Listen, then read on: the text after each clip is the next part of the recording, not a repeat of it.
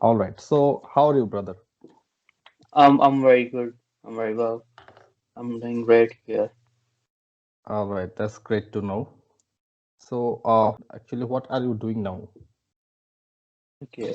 So for this, I've asked me that currently I'm in Norway and I'm in Ålesund, which is a commune. Here we call a commune in Norway. So it's in Romsdal, and Okay. it's a very nice place. We have also a port in Mhm. Ålesund, and currently I'm doing PhD from Norwegian University of Science and Technology, and I'm currently affiliated with the Department of ICT and Natural Sciences at NTNU Ålesund. Wow, that's great. So, before going to the academics, I want to ask you one important question. That is, what is the COVID situation actually in Norway? Okay, so regarding COVID situation, if I talk more about the big cities like Oslo, Trondheim, have some imported cases from UK, which is Oh, one of the okay. new variant of coronavirus. So Yeah. they have many cases of a UK mutation. In Ålesund, my city, where I'm living now, Mm-hmm. they have actually no cases so far about for a UK variant, and also the COVID situation in Ålesund is much better than rest of the world even. All right. So, it's a good news actually. So, Yeah, I mean, you don't have to worry much about the situation. yeah, it is exactly. So maybe you know about China or especially in Jinan, the city you used to live for three Yeah. years.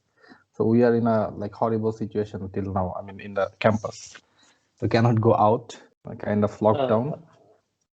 Uh, yeah, I have seen this situation in while I was in China Hmm. back in December 2019. Yeah, yeah, Yeah, 2019 yeah, and January 2020. So I have seen such situations. So we were not allowed to go out and yeah. do anything and do festives. Yes, yes. So I know the exact situation, what you are feeling now Yeah. Okay, so I want to come back to the academics actually. That I was very interested to talk to you about some academics thing. there. Okay. So we know that you did your MS from UGen, this University of Jinan in China, and now doing your PhD in Norway in a very Mm-hmm. reputed university actually. So how was the total journey? I mean, when did you think of pursuing your higher studies abroad, and why China actually in the first place? Okay. So I will start this situation by answering that I when I got admission in by my bachelor's university in University of Punjab in Pakistan Okay, back in 2013. Uh, all right. and it was 4 years bachelor degree in Pakistan, which was the BS or Bachelor's of Sciences in Computer Science. So that was BSCS, Yeah. and I started to develop thinking about such thinking that I will go abroad for my higher studies. In 2016, I had my supervisor, and Mm-hmm. he used to force us that do the research because now the future is about research and explore things. So we had actually projects in our last years, but beside doing the projects, we also worked on some Okay. projects and converted them to the research. So I started thinking about going abroad for to pursue my higher studies back in 2016, and then I actually applied for my first Pakistani passport, and then I applied for three universities actually in China, and China. Okay. yeah, yeah. So I got a Chinese government scholarship in all three universities, Oh my God, but I that's had a to, great thing. yeah. So I had to choose one. That was it's not my opinion that I had to choose, but you know the system in China is they send recommendations to Chinese government Government, right? to yeah so they give a lot of some kind of scholarship, so Yes, yes. all of the three universities recommended me for the Chinese government scholarship, but it's a rule that if University of Jinan recommends me first, so they will to University of Jinan, so I went to University of Jinan, so that was my reason to pursue All, my master's in University of Jinan. all right. And So, yeah, why yeah. China or why not other countries? Yeah. So regarding this, I actually applied for two countries for my Mhm. master's, one in Germany, in Europe, and one in China. So Okay. for Germany, I got admission in RWTH Aachen. Oh my God, I that's a very Yeah, well-reputed university. yeah, I actually forgot the abbreviation of RWTH. Maybe I can search. Yeah, And it's okay. It's okay. It's a difficult German word. I also know one of my friend is there actually, so I know yeah, about this university. It's a very prestigious one. yeah. So even I actually got my admission. They don't offer any kind of scholarship, but we don't have to pay any fee for there for study. At that time, Yeah. I don't know the current situation, but at that time I don't have to pay any kind of fee or All right. things. Yeah. But the thing that time was that I did not know much about how to apply for visa because in Pakistan you have to get the kind of what we say for first you have to go to embassy, and for that you have to Yes. book an Yes. appointment with them, Ap- and it takes maybe months or years to get an right. Right. appointment with German Yes. embassy. I had no time to book an appointment, and so And you didn't want to I wait lost that actually. opportunity. Yeah. All right. All So right. they were forcing me to come in September 2017, and I got decision letter in maybe June Okay. 2017. So I Yeah. only Very had 2 or 3 tight. months to, yeah, Yeah. to apply ends, I think. So on the other side, I had this Chinese government scholarship, so I had to pursue Chinese government scholarship or University of Jinan. Yeah. So I went to China for pursuing my master's degree. Okay, it's an interesting story. So, brother, you were telling about your bachelor degree. When you were doing your bachelor, you got into research actually. So Yeah, some of your professor or someone interested you in doing research, yeah, right? yeah. So tell me one thing, that in Pakistan in general, is it a Uh-huh. common scene nowadays that people are getting more involved into research, or your case is just an exception? Okay. So in Pakistan, generally people do research, but usually in masters or PhD. But Right. for bachelor's degree, it's a rare case, and because my university is also one of the best universities in Pakistan in general ranking. So if you can search University of Punjab, so you can see in top one, two, three. Okay. So yeah, so Mm-hmm. but if you go to some engineering schools where they Mm-hmm. only offer engineering degrees, like computer science or engineering and electrical, mechanical, whatever. Yeah, So in that case, specialized one. Right. yeah, so they usually focus on your projects, on your skills regarding the project things. So in University of Punjab, they actually it was rare case, and he was the supervisor actually. He actually involved me in doing research for his projects also. Okay. So that was the so I also involved one of my course mates and my friends to do research and go into this field. So that time we two friends got a Chinese government scholarship from our department All in right. 2017. Yeah, Yeah, that's interesting actually, and I think like many other students, also like me, that I think the research you did in bachelor, it helped you a lot to get into masters in, especially in research, right? yeah, it is.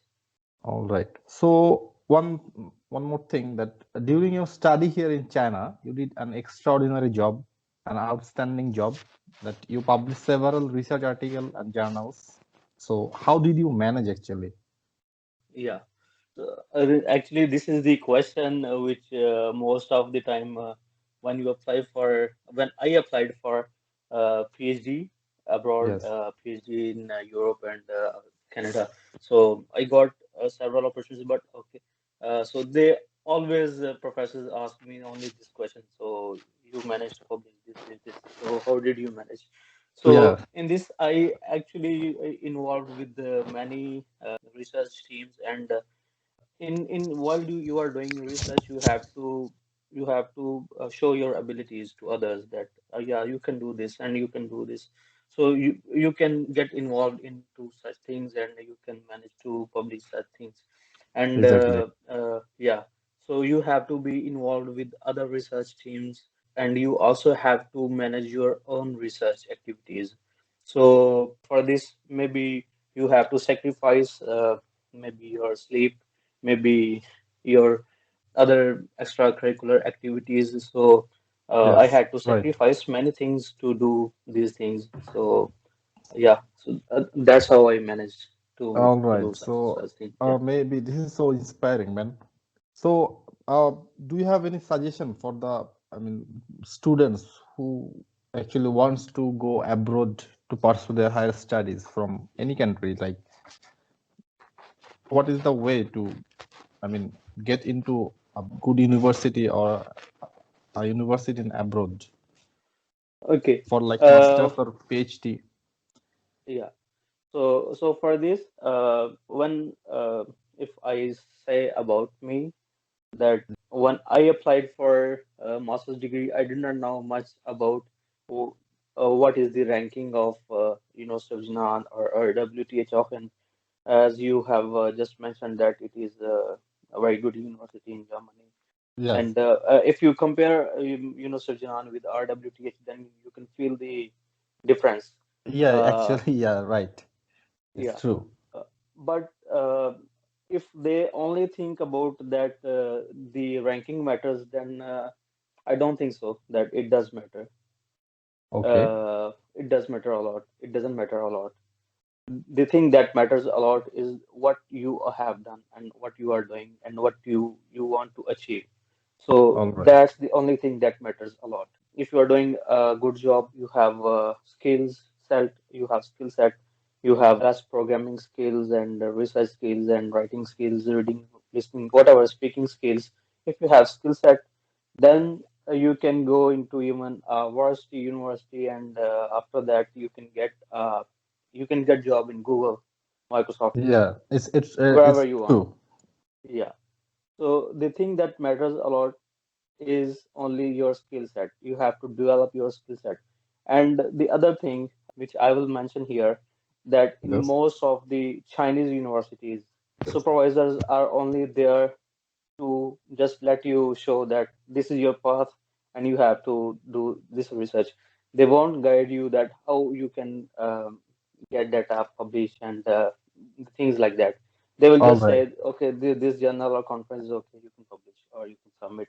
But they won't. Most of the times, they won't ask you such questions that how you are doing research or how you are developing your skill set. So you have to develop it on your own. Yourself, actually, So yeah, on yeah, your own. yourself. Yeah, so that's the thing that matters a lot. And if you have developed a skill set, then you can do anything. So that's the thing which I will advise to new students who want to pursue master's, PhD, or even postdoctorate. So just develop your skill set. All right. So, like, if you think about now, you are in Norway, you were in China also for 3 years, you did your master's. So, I mean, one thing happens in my country, let me tell you, that people doesn't like China actually. I mean, they sometimes says, even I face these things that say, Okay, why you are going to China? The degree in China has no value. This kind of thing. So, what do you think about China actually for higher studies? okay. Actually, as you know, I have been working in Norway for almost 3 or 4 months. And Yeah, I have been to many other countries like on research visits to Thailand, Malaysia, and I have been also right. to Dubai, UAE, and some Sri Lanka. So and now I'm in Europe. Uh, I have seen many places regarding research, but the thing is, in Pakistan, people also don't like studying in China, and if even you are mentioning to someone who have not been to China, and Right. they will assume that yeah, you have just wasted your 3, 4, 5 years studying in China, yeah, and that's all. Yes. So this is not the thing. Uh, you can go to China. Uh, if I give my example that after I went to Pakistan in February 2020, and I finished my master's in Pakistan, not in China. Yeah, because yeah. due to COVID situation, I went there, and I got more than 10 PhD opportunities in Hong Kong, in Canada. I did not apply to US. There was some reasons, All but right. yeah, and I got in Canada. I got in most of the European countries. I got in Hong Kong, and also in China. I got answer scholarship. You know that. You did Yeah. an extraordinary job, man. We Uh, all are but proud but of the you. thing is, yeah. So the thing is, I have already, I think, answered this question that place doesn't matter. The thing that matters a lot is your skill set. And regarding China, they have a lot of budget, they have a lot of sources, resources, and everything. You have access to all kind of data. In Yeah. Europe, we have several restrictions, and we have to get permission every time to access different types of data. So in China, doing research is much easier than doing research in any other country. So that's one of the I will say fantabulous reason to do research in China. And in China, you can publish a lot in very good venues. That's the other thing. And in China, you have access to everything. And life in China, I will compare the life in China with other countries while I was in China, not the such current situation because now everyone is in quarantine Yeah, and yeah. The situation yeah, is different for every country right now. yeah, yeah. So when I was in China, I think you only spent 3 or 4 months while I was in China. Yeah, is it Yeah, right? right, right, right. Yeah, we, Yeah. we didn't get much time to actually know each other better.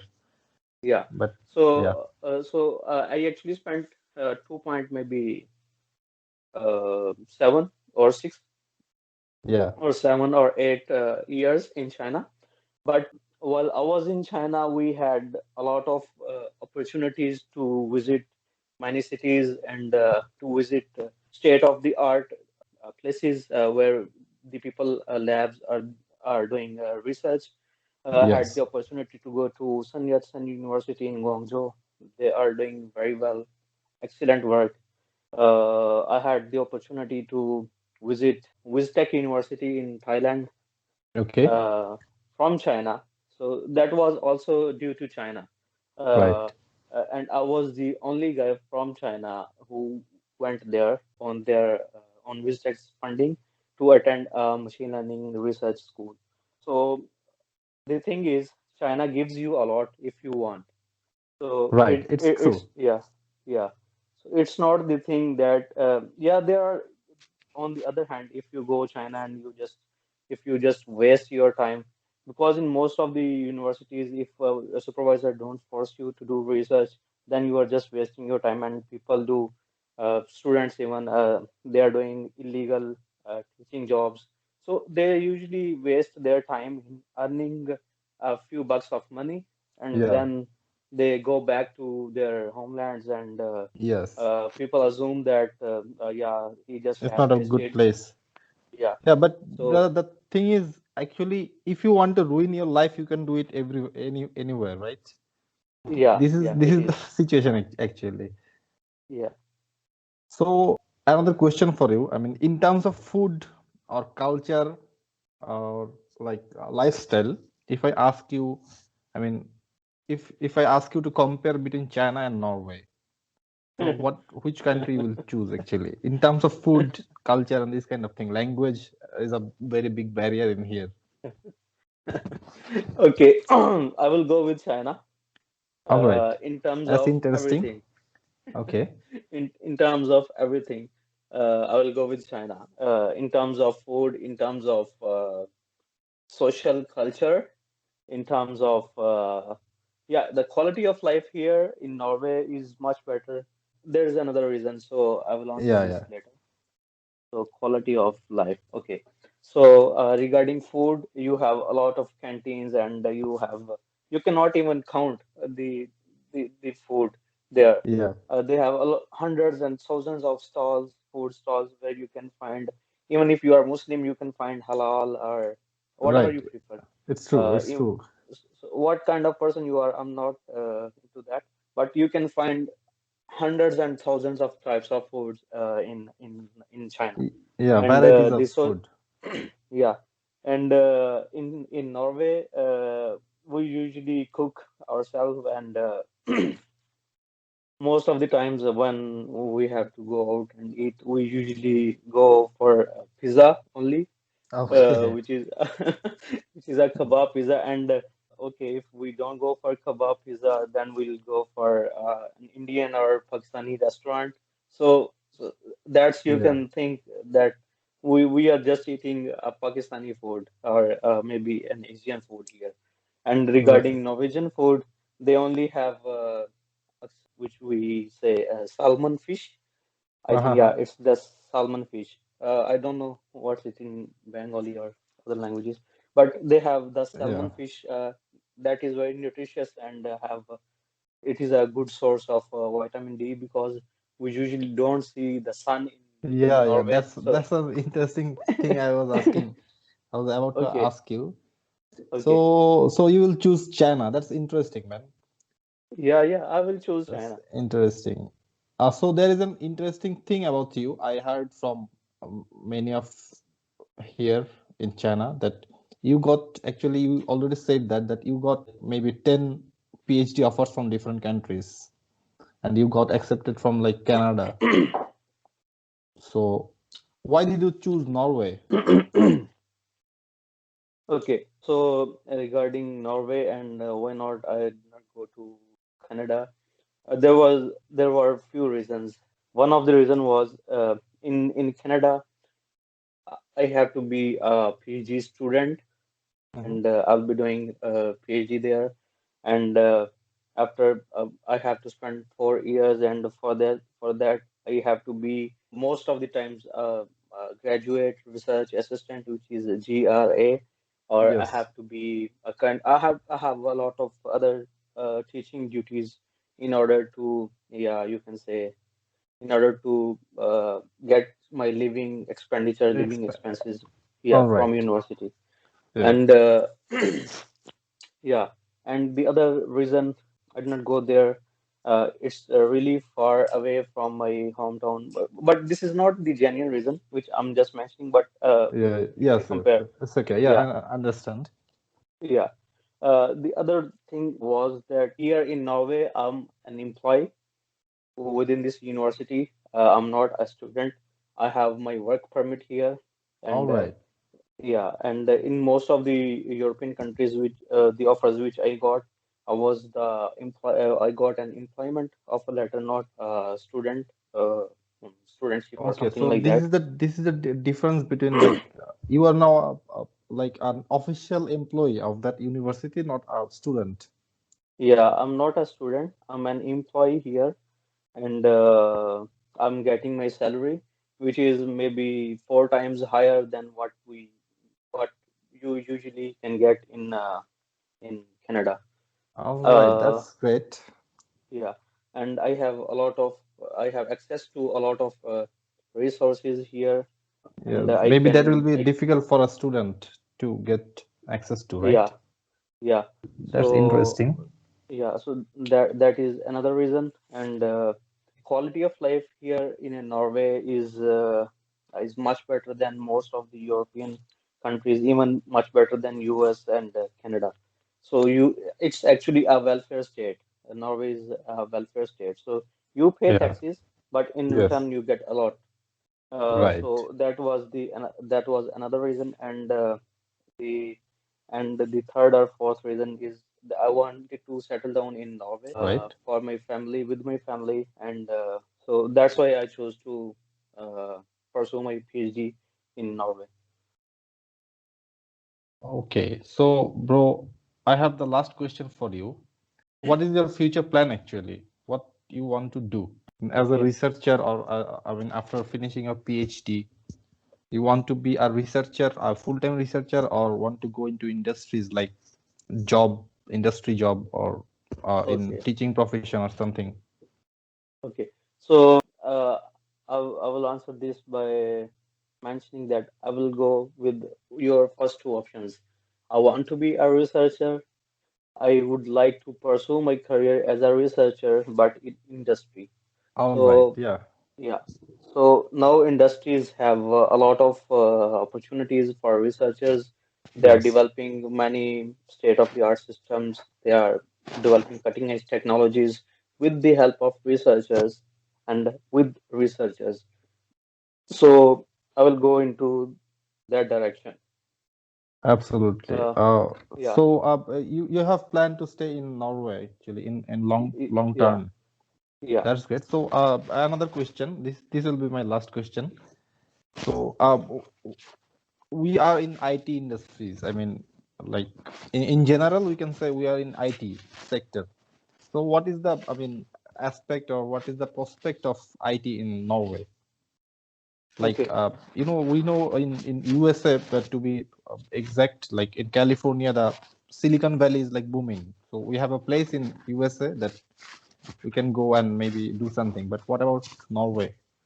okay. So Norway is mainly, you can say, is the kingdom of Saudi Arabia of Hmm. Europe. So All they right. have oil resources here in Europe. So their economy usually depends on the oil. So they have oil economy. And as you can see now, the oil economies are dropping and falling down. And because of COVID, there is no more traffic and no more activities. So oil prices are dropping. And now Norway and most of the big Norwegian companies have shifted to IT sector, and All right. it's much easier to find a job in IT sector here than to find a job in oil sector in Norway. So they have shifted their businesses towards creating IT based solutions for other countries and yeah.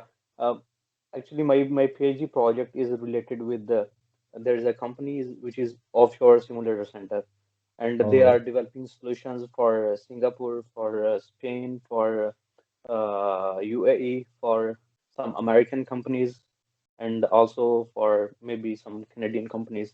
So here in Norway, they are developing solutions for them, and I'm also affiliated with them, with one of their research teams. In Norway, it's usually much easier to get a job in IT sector than in any kind of area of research in oil, in economies, in math and everything. So if you are good enough in IT, in developing IT based solutions, then it will Yes. Norway's A very good a hub choice. for that. Yeah, All it's right. really a nice choice to come here to study or to do a job in IT sector. All right, bro. One last question. Actually, maybe you can say it a request. Like, if anyone, including me, wants to pursue his higher study in Norway, okay, so can you help him by guiding how to manage the things, documents, or something, other things? Yeah, so I can guide someone if anyone is asking me. So the thing is, for master's degree, I don't know much about this thing, but I have many friends here who can guide them how to get admission in master's studies, in master degrees. So it's usually an easier process. You just have to pass. If you are from non-English speaking country, you have to get an IELTS higher Yeah. than 6 or 6.5, and you have to have grades maybe B or B plus. So I don't know what's It's the okay. I criteria. mean, like maybe Yeah, 70 or 75% of total yeah. score, right? Yeah. So you All have right. to have B plus or B grades in your bachelor or whatever you have, or even if you are applying for PhD, you have to have B plus, and then you can get into PhD, usually in Norway. And Oh, yeah, for this, if anyone is asking me, it's not requesting me, it's asking me, I will advise him or her in my best ways to pursue their academic activities in Norway. okay. That's a very good thing to know that there's someone we know. So, brother, thank you so Yeah. much for your precious time. I was very excited, and I'm very happy now that we could make it. I actually personally I spent a fantastic time with you. So thank you for your time. Yeah, thank you very much for this podcast, and it was really nice talking to you. And I will again say that if anyone wants to ask any kind of questions about i- uh, any kind of advice about going anywhere in the world, I'm here Yes. and I can guide my best way. Yeah. All So right. thank you very It's a much. pleasure. It's a pleasure to talk to you, bro. Thank you very Yeah. much. Thank Maybe you. we'll talk sometime later again. Yeah, sure, sure. All right. Bye bye. Okay. Take care, bro. Bye bye. Take care.